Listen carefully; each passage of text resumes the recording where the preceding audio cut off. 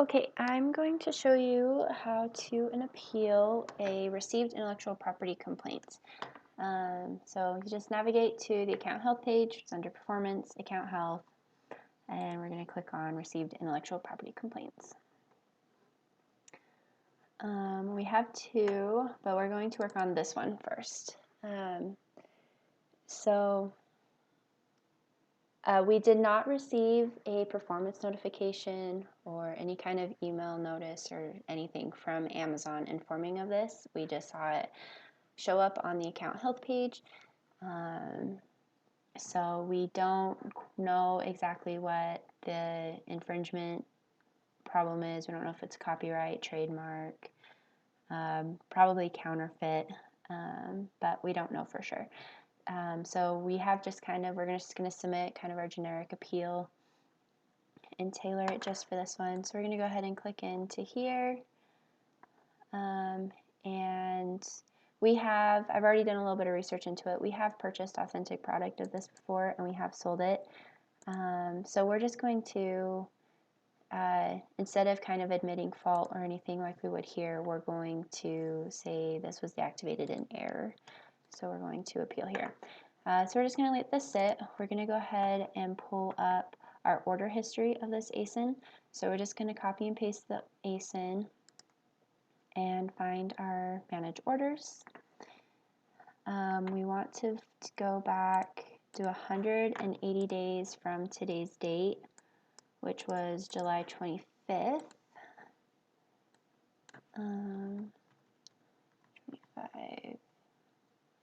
2020, and we're going to search for this ASIN. So we've actually had 0 orders of this in the last 180 days. We can go back, if we go back a year and a half, you'll see that we have had some orders. So we just haven't sold it recently. That's okay. So we're going to provide just some older invoices for them. And we're in our appeal, we're just going to say we have not sold this product since January 11th, 2020, and provide our invoices from that. So now we need to search for our invoices. So we're going to open up Forecaster, and you'll need to log in. And then we're just going to copy and paste that ASIN into here, and we're going to click Search ASIN.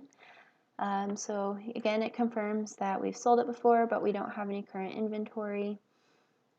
If we clicked Control S, it would bring up our sales history, and again, it confirms that we haven't sold it since January 11th. So I'm going to go ahead and put a do not order on this as reason just an IP complaint. We can always remove that if we want, but it just ensures that, you know, while it's deactivated, that we don't order any inventory. So now we need to find invoices. So you can just click on any cell when you do these shortcuts, but just click in a cell, and now we're going to do Control O on your keyboard, and that's going to bring up our order history. And this is our history of ordering from our vendor, which in this case is Jensen Distribution. You can also confirm that, just side note real quick, by doing Control B on your keyboard, and that brings up your supplier level information. So if you needed to look up the product on their website or something just to confirm maybe the UPC is not on the invoice, then it gives you your login information in the website.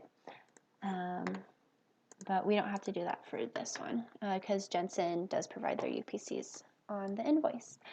So we're going to have to look through these. I've actually already done this, and I've found all of these orders, or were attempts to order, did not go through. So either Jensen just didn't have any units, or it was back ordered at the time or something, but all those times that we've tried to order, it's not happened. So this is the most recent invoice that we have a history of. Or not that we have a history of, but that contains where we actually like purchase the product. So then you're just going to go navigate to Dropbox. I have it on my desktop, and I just have a bookmark here.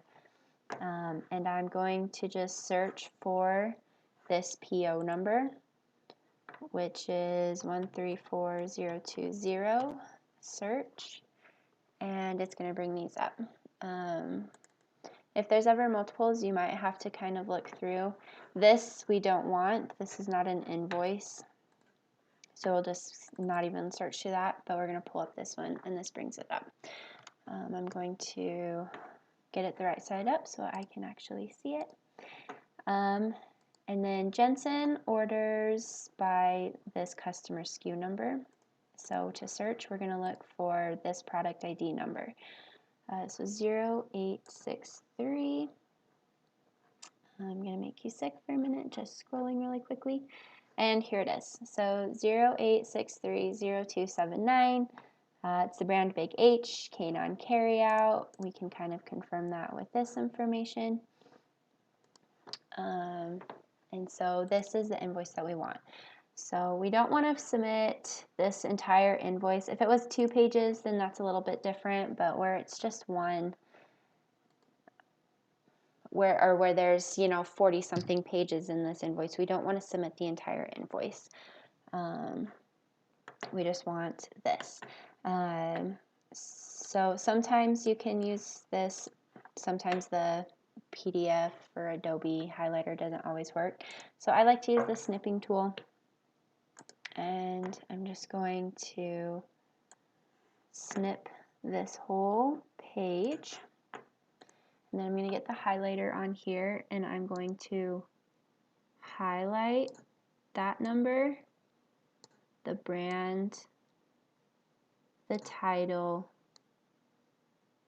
and the UPC number, and the quantity shipped.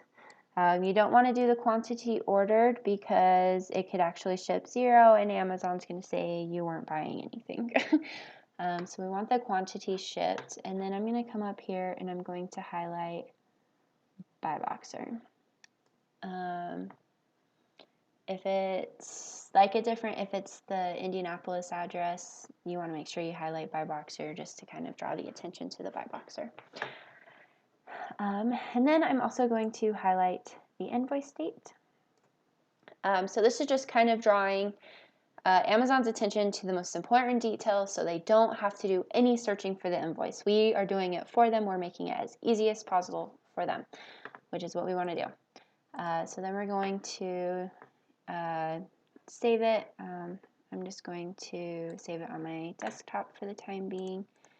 And then, sorry, just need to copy the ASIN real quick as invoice.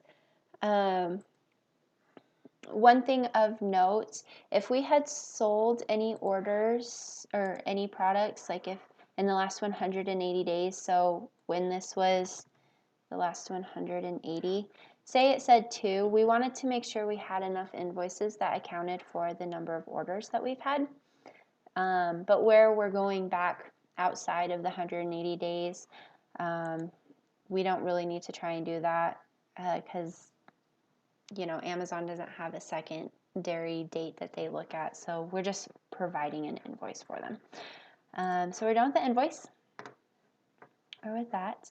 Now we're going to come here and click back into our appeal. Deactivated in error, and then, oh, I forgot to open it. I have the templated appeal that we're going to kind of copy from, and we're going to kind of edit it to make it fit our situation with this ASIN in particular. So by offering authentic, we need to change that to the correct brand. Also, another quick shortcut, if you ever want to go into manage inventory, it's Control-M from here. Fun little shortcut. And then if you want to go to the product listing, you just click in this little cell over here and it takes you directly to the product listing. So this here, they have the brand listed as Canine Carryouts. The only reason I'm pointing that out is on our invoice, Big H was actually the brand listed, and then it said like Canine. Let me just pull up. It'll be easier to just show you. It says Canine Carryout and then title. That's probably like, this is actually like maybe the manufacturer name or something, and then actually it says manufacturer name right there. So sometimes it could be Canine Carryout or other not. But we are confirming like it is the same. So in our appeal, we're going to say authentic Canine Carryout product, not in violation. We need to copy the correct UPC into here. And then from the distributor, Jensen distribution. And we want to make sure that matches the name on the invoice. And then here is where we're really going to we're going to have to kind of reconstruct this just a little bit. We have had 0 orders of this product in the last 100 days, 80 days prior to receiving this complaint. Our last, I believe it was January 11th, but we'll pull it up just to be safe. Our last order of this product, or our last sale, sorry. Order of this product was on January 11th, 2020. We have not restocked any inventory since that time. We have attached our most recent invoice. We're not accounting for all orders. We have attached our most recent invoice. Let's go ahead and say the date. Sorry, I should have just left this invoice open. August 20th. We've attached our most recent invoice from 8/20/19, right? Yep.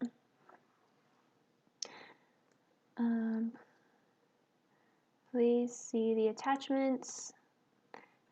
It's not dated within the last 180 days, so we need to remove that. We have highlighted the product in question for your reference. We did not create the detail page and have not contributed any listing information. Okay, so now we've kind of made this more specific to this ASIN, and now we're going to go ahead and submit it.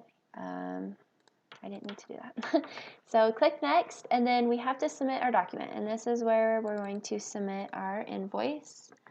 So you're just going to navigate to wherever you stored it, and if you had multiple invoices, if you're including a screenshot of the manufacturer or the distributor's website, you would also do that here, and you can select quite a few. I have not reached a limit of how many I can submit. I guess you just can't exceed the 10 megabytes. Okay, so now that we've submitted everything, we're ready to click submit, and it comes here. And that is how you submit a intellectual property complaint appeal. Thanks.